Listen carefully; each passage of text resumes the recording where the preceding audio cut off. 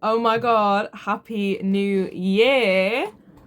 I cannot believe that we're in 2026 already. That is absolutely crazy to me.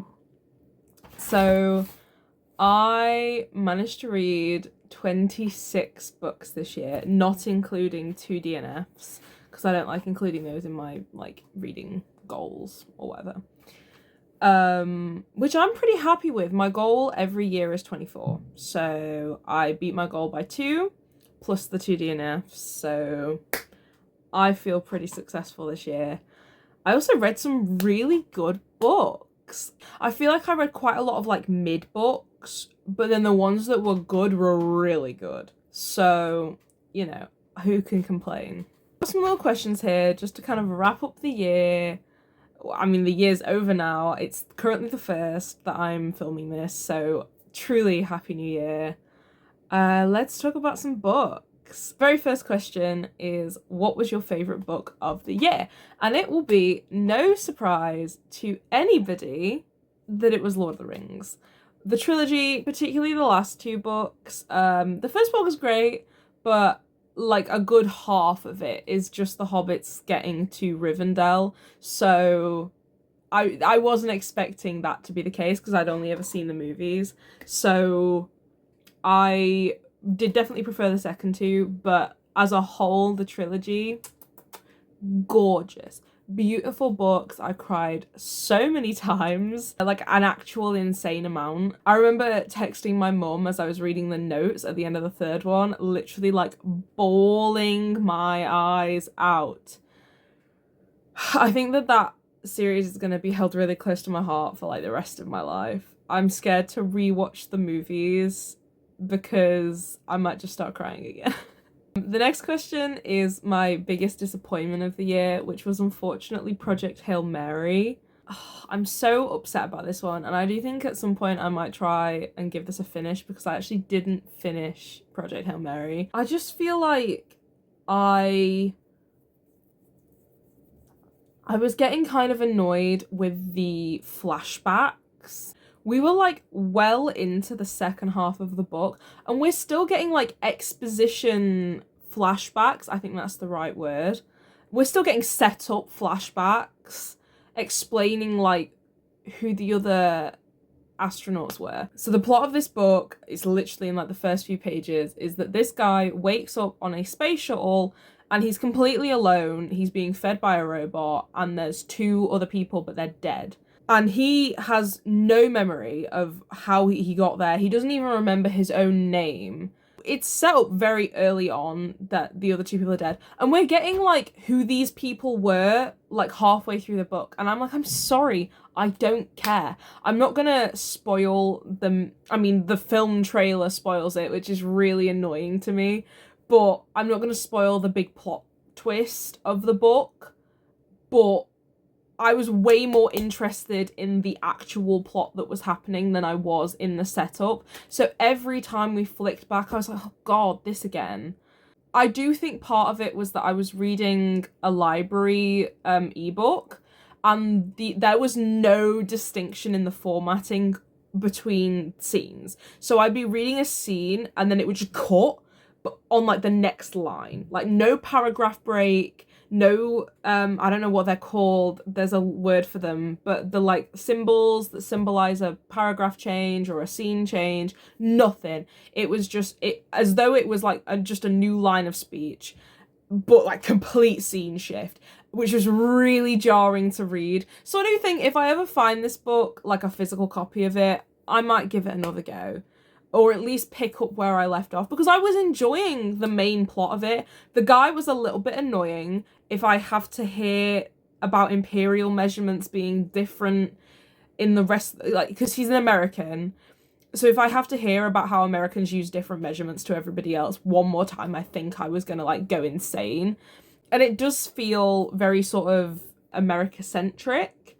The 2 primary characters who seem to just tell everybody what to do are both American, and while there are international characters, they're not really relevant in any way, shape or form, which was kind of annoying because obviously it's about a space mission and about the world coming together to like work out this space mission. So it's kind of disappointing that, particularly with the random woman who was just like boss of the world, I guess.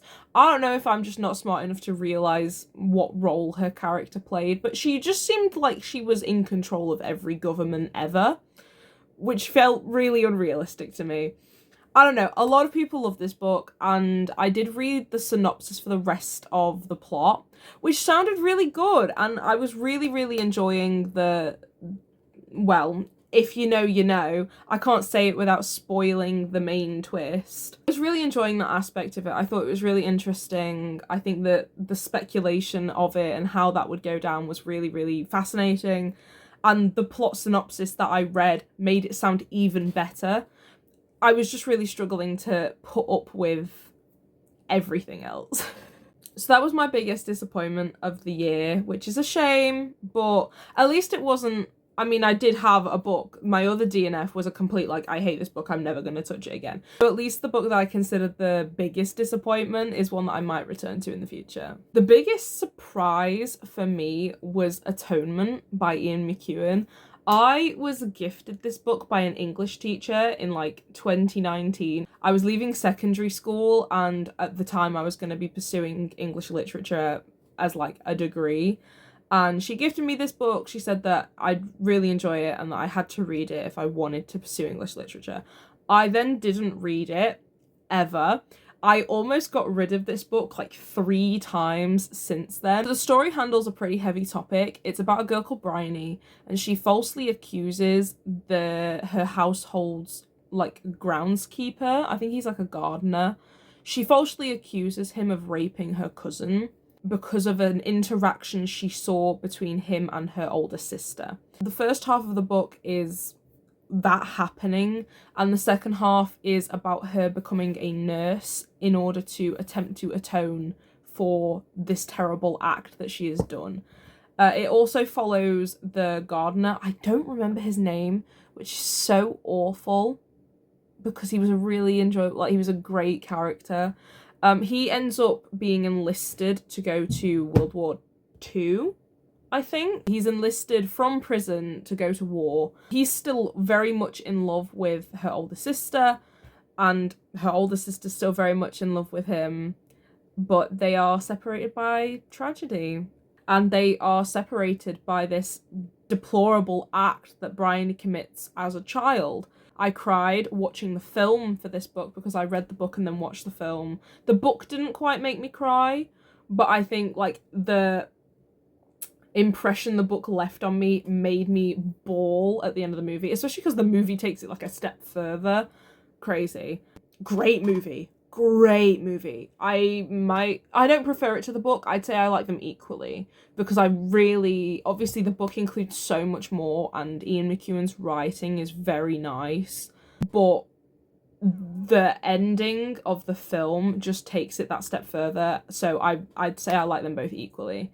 It's a hard one. I mean, it definitely asks the question of, like, is Bryony a terrible person for what she did because she was a child when she did it? Because she understands, or at least I got the impression that she understands what she did and she understood what she was doing at the time. But reading about her as an adult makes it really hard to want to condemn her for that. There are definitely things that happens when she's an adult that I'd like to condemn her for. And the ending is crazy. So honestly, of all the books I have on this list, this would be probably my biggest recommendation because I was so shocked at how much I liked this. Considering I put it off for like 6 or 7 years, I picked this up because it was on my read or get rid list this year. Like, if I hadn't read it by now, I'd be putting it in a box to donate. And I just picked it up and I was like, fine, whatever, we'll give it a go. And I loved it. I rated it 5 stars. Biggest surprise of the year. I'm so happy to have read this book, and I truly recommend that other people do as well. I think it explores some really, really interesting moral debate about blame and about lies. and the effect that lies, even the lies of those who are supposed to be innocent, can detrimentally affect someone's life. Onto a slightly, well, I say slightly lighter, it's not really that much lighter. It's my best character, my favourite character in any of the books I've read, and that would be Maisie Donna from A Ballad of Sunk Nope, that's the old one. Sunrise on the Reaping. My favourite character is Maisie Donna from Sunrise on the Reaping, which like I say, not that much happier. Everybody knows how this book ends because it's a Hunger Games book and Maisie Donna is not Haymitch Amidathi, the main character, you know. But she is just so sassy and so sure of herself, and I just really think that she was the most beautiful character in this. And there are a lot of great characters, like Suzanne Collins writes really strong personalities very well, in that they're almost like caricatures, but there's always something about them that twists it and makes it so that they feel really realistic and like they are real people who are just being described on a page. Maisie Donna is the perfect example of that. She sort of starts off from Haymitch's perspective as this typical mean girl who looks down on everybody in District 12. And then as the book goes on, you realise she's just a normal person trying to live her life to the best of her ability, despite the fact that she lives in a world that's against her. Oh, I love Maisie so much. The way that she maintains her personality, even in the face of all of these people who are trying to look down on her, and she just sticks her chin up and says, "And what?" Oh, I cannot wait to see the movie and see how she's portrayed on screen. It's going to be so good. It's going to be so good. I'm so excited for that movie. My favourite relationships, I'm going to say I haven't gone for romantic relationships for either of these. One of them's kind of debatable, but I'll get onto that. The first one is Sam and Frodo, obviously, from Lord of the Rings, because what a pure friendship. And, I mean, there are some scenes that I'll concede are a little bit like, but on the, like, take that away and you're just left with the most pure, loyal friendship. I mean, Tolkien's just a great relationship dynamic writer, and Sam and Frodo is the perfect example of that. And in my notes, because I write like a journal as I am reading, in my notes I went on for like a full paragraph about how the reason Frodo doesn't become like Gollum is because of how pure of heart Sam is. And that even if Frodo had become a Gollum, Sam would have still stood by his side and still tried to help him fulfill his mission to take the ring to Mordor. Oh, I love that book so much, man. I love that story so much. And Sam and Frodo is its heart. I mean, all of the characters in that book are great. I love Aragorn, I love Eowyn and Faramir, but Sam and Frodo is at the heart of Lord of the Rings. The books would not happen without them. Yeah, I just love Sam and Frodo. I just love them. My second favourite relationship, ironically, is like the exact opposite of Sam and Frodo, and it's Heathcliff and Catherine from Wuthering Heights. So this is where I'm like, because they are technically a romantic relationship, but they're also really not, because they are the most toxic people in any book I think I've ever read. I would say that both of them probably make my favourite characters, like my top 10 of the year, because they are really fascinating and they feel very viscerally real as terrible people. I mean, everybody in the book is a terrible person, but particularly Heathcliff and Catherine. Their relationship is so disgustingly, devastatingly beautiful. They refer to each other and they come across as complete soulmates, but there's just so much bitterness there that it's like two ends of a magnet that are like trying to connect but are just not happening. I think I put in my little journal thing again, I think I wrote that they're not the kind of soulmates where it's like, I love you, you're my everything, you're my soulmate. But they're the kind of soulmate where it's like, fuck you, I hate you, never ever leave me, I love you, but I hate you. Ugh, they're just devastating, and I'm dreading the new movie because I don't think it's gonna get that. It just seems like it's a bit of a porn fest, which is kind of sad. I don't know. Maybe the writer will completely flip a switch on us and pull a bait and switch, and it'll be exactly what my hopes and dreams would be for a Wuthering Heights movie. I actually haven't seen any of them. I started watching the 1939 with Laurence Olivier in it, but I wasn't paying attention like at all. So I need to sit down properly and watch some Wuthering Heights films, because I really, really enjoyed it. I was quite surprised by how much I enjoyed Wuthering Heights. I felt quite intimidated going into it, but the writing was quite palatable, surprisingly. There were bits that I struggled with. I struggled so much with Joseph's accent. Holy moly. I'm from Yorkshire, and reading the accent is so hard. I'd find myself having to sit there and, like, read it out loud just to try and, like, make my brain recognise the words that were written. But yeah, I just think that Heathcliff and Catherine, their relationship feels very Shakespearean in how tragically beautiful it is. And I don't know. Emily Brontë was on something there. Yeah. Speaking of very beautifully written books, which book do I think was the most beautifully written? My opinion on this one goes to A Dowry of Blood by S.T. Gibson. I thought that the writing in this was beautiful. The prose felt very poetic to me, to the point where I kind of struggled to get into the book because it felt more like poetry than prose at certain points in the beginning, particularly. But I loved this book. It was so beautiful. Reading this book was literally like bathing in silk. Like, oh, it was so smooth, but at the same time really sharp. And when S.T. Gibson wanted you to know something, it was right to the point. And so many like gut punching lines. I actually want to share with you some of my favourite quotes of the year. I wish it need not have happened in my time, said Frodo. So do all who live to see such times, but that is not for them to decide. All we have to decide is what to do with the time that is given to us. This one's from a play, so the formatting's a little bit weird. The Greeks believed it was a citizen's duty to watch a play, and the Greeks were conquered by the more practical Romans. Indeed, the Romans built their bridges, but they also spent many centuries wishing they were Greeks. Good, I wanted to say.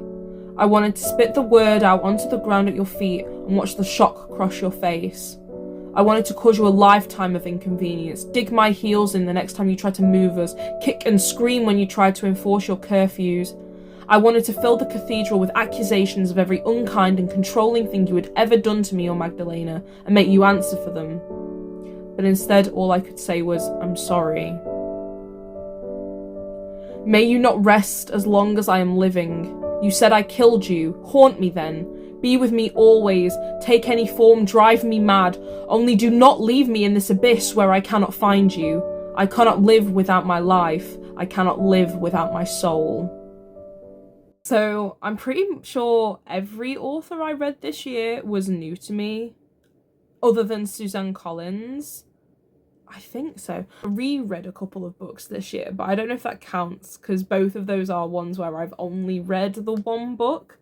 But in terms of new favourites, where I'm going to be going back and looking at their bibliography, are Tolkien and McEwan, obviously. Tolkien has a whole host of things that I can choose from.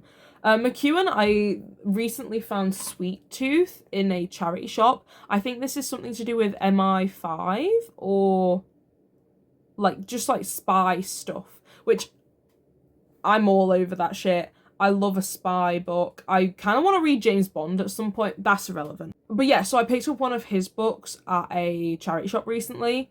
So definitely on my list for this year. I want to see if Atonement was a one-off or if maybe he'll be a favourite author of mine. Tolkien, I think, is going to be a favourite author. I mean, everybody kind of complains about the way that he waxes poetic about trees for 3 pages. I loved the waxing poetic about trees. I now have non-fiction books on my to-read list about trees because Tolkien made me care about trees more. So I think Tolkien's just for me, but we'll see.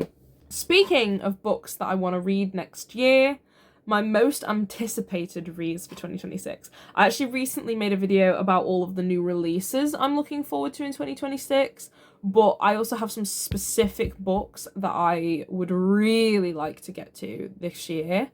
The first of them I have right here is The Atlas 6. My mum got me the second and third book for Christmas, so I'm instantly going to be starting this one.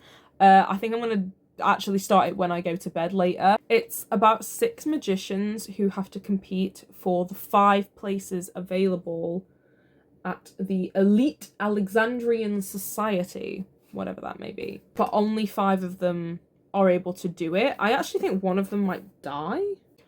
I don't know. But I'm excited to read it. It's a pretty chunky trilogy to be starting the year with. But that being said, I also kind of want to read Count of Monte Cristo this year. I attempted to read it in 2023, I think. I ended up putting it down just because I was really busy and did not have the time for a 1,000-page book. But I was really enjoying it. I don't really know why I ended up putting it down. I think I didn't read anything for like 4 months, I think, and then wanted to pick up something new. So I'd really like to get round to it because, as I say, I was really enjoying it. So maybe that's on the cards for this year. But again, it's a super chunky book. So I don't know how well I'm going to be able to commit myself to that this year. Another book that I'd really like to prioritise this year is Hera by Jennifer Saint. I was meant to read this in November, didn't end up reading anything in November, but I already know that I love her book. She's one of my favourite authors, and I'd really like to read this before her new book comes out in June, just so that I'm completely up to date. Typically, this is what I do. I end up reading her last book on the release of the new book. The same thing happened with Hera and Atalanta. So, I don't know, maybe it's just the way that I'm going to read her books forevermore, is wait until the next one comes out, and then I'll read the last one, you know? But no, I'd really like to try and get to that one before June, just so that I can buy the new one on release and then read it straight away, because I'm very much excited. I'm excited for Hera, because she hasn't really explored a goddess before. Artemis showed up a little bit in Atalanta, but I think exploring the goddess's story is going to be really interesting. So I'm super, super excited for this one. I would also really like to try and get to an Agatha Christie this year.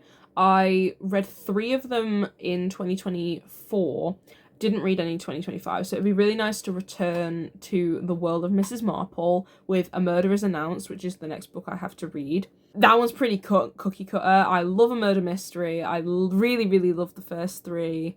And I just want to carry on the series, and I think that this year is going to be the year to do it. I don't have any specific plans for October, which normally that's the month I like to read my Agatha Christie in.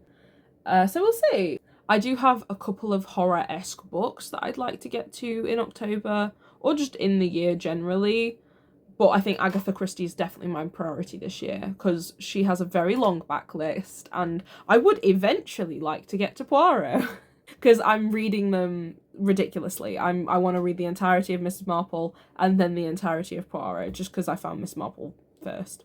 My final, most anticipated read this year is actually a NetGalley book that I've been approved for. Yay!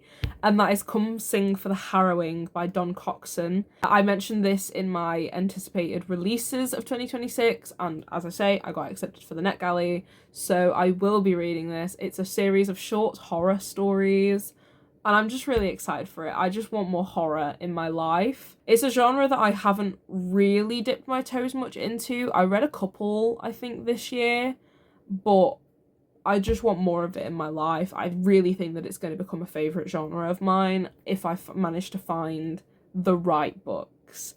And I have a few on my bookshelves ready to go, but I'm super excited for this one. I think it comes out in April. Finally, my reading goals for 2026. Now, my general reading goal is always 24 books, which is 2 books a month. Usually, I try and surpass 24, but honestly, as far as I'm concerned, if I manage to read 12 books a year, I'm happy. I always aim for 2 just because I know that I can comfortably do that. But I also have a habit where if I get really into a book, I can read it in 1 or 2 sittings. So sometimes I'll only read like a handful of books a month. Sometimes I can get through 5 or 6, which I know is pretty low numbers for some people, but it's pretty good numbers for me. So yeah, 24 books is my general goal. I don't really care that much about numbers, but I do care very much about specific book goals. So every year I try and challenge myself to read at least 1 non-fiction. This has kind of been a little bit higher in the last couple of years because I've been at university, so I've been reading a lot of non-fiction alongside my general reading. I don't really count those books. So for example, I think according to Goodreads, I read 30 books this year because I did rate 2 of the non-fictions I read for my big final essay at the end of my degree. But I no longer have a degree to do. I've graduated now. So I think I might start counting some of the non-fiction I'm reading towards my reading goal. I'm currently reading Modern Literary Theory, A Comparative Introduction by Jefferson, just as part of my own personal study of English literature. I also received another non-fiction book for Christmas called Masks, Transformation and Paradox by A. David Napier. This is one that I got halfway through while I was in uni, but it wasn't relevant to the specific thing that I was looking at, and so I ended up dropping it. But I was personally very interested in what it had to say, so I decided to put it on my Christmas list, and my nan very nicely bought it for me. So that's definitely on the list. And I'd also really like to get to the Diary of Anne Frank this year. It's been on my list for the last couple of years since I visited Amsterdam and went to the house where she and her family hid from the Nazis. I've owned the book ever since, and I've been planning to read it, and it's just never been the right time. So hopefully I will find the time this year, because I think particularly with the current political climate, it's such an important book. In some ways I'm excited for it, and in some ways I'm very much not excited for it, because it is obviously a very upsetting topic, but an important one, and I'm excited for the learning and the thought-provoking nature of it, I guess. That was probably explained very badly. But yeah, I'd like to get to the Diary of Anne Frank. Another reading goal for this year is to read a Dickens novel. I really recently, like last week, finished A Christmas Carol. I read it for school like a couple of years ago, so I already knew the story, and I just wanted to have it read and documented in my journal before I attempted a new one, because I know that I love A Christmas Carol. I think it's one of the greatest stories of all time, to be perfectly honest with you. I really think that, at least in A Christmas Carol, Dickens writes in a really modern way that I personally really enjoy. So I really want to get onto his novels. I really want to read his backlist.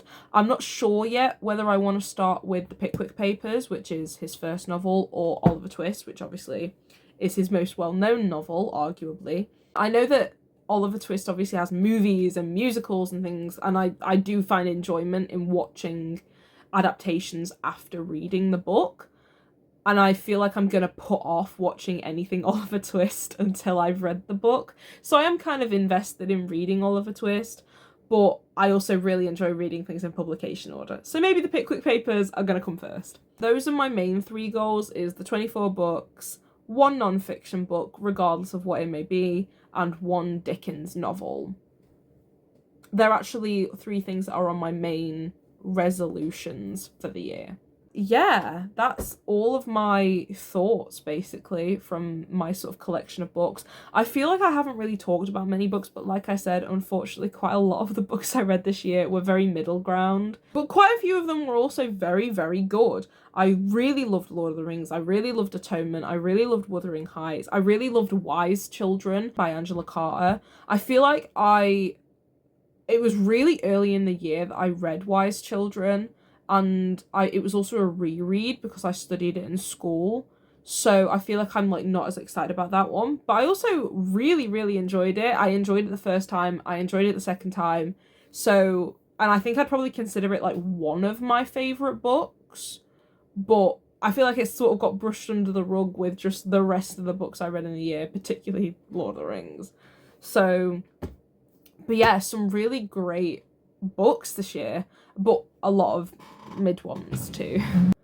Hopefully 2026 will be as positive as 2025 was. I found quite a few new favourites and reread a couple of old favourites. And I have a lot of really anticipated reads that I think I want to try and hit in 2026. So, eyes on this space because great things are hopefully coming.